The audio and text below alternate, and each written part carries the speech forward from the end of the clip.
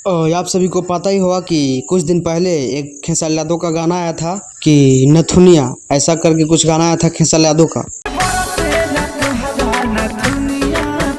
और जो है अब उसका पार्ट 2 आ रहा है बहुत ही जल्द। खेसारी यादव लेकर आ रहे हैं बहुत ही जल्द नथुनिया 2।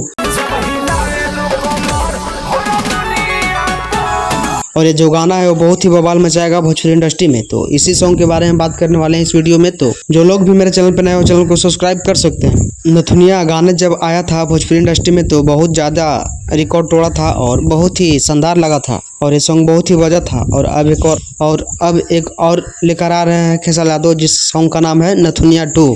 और इस सॉन्ग का जो म्यूजिक है वो विनायक जी देने वाले हैं और काफ़ी उम्मीद है कि बहुत ही अच्छा सॉन्ग होगा, क्योंकि आर्या शर्मा का म्यूजिक सुनते सुनते जो खेसारी फैंस हैं उनका एकदम कान भौथरा गया था। और बहुत ही जल्द आप सभी के बीच लेकर आ रहे हैं एक और सॉन्ग नथुनिया 2। तो नथुनिया 2 के लिए आप लोग कितना ज़्यादा एक्साइटेड हैं अपनी राय को कमेंट बॉक्स में लिखिए, बताइए। और इस चैनल पर नए हैं तो चैनल को सब्सक्राइब कर लीजिए। धन्यवाद।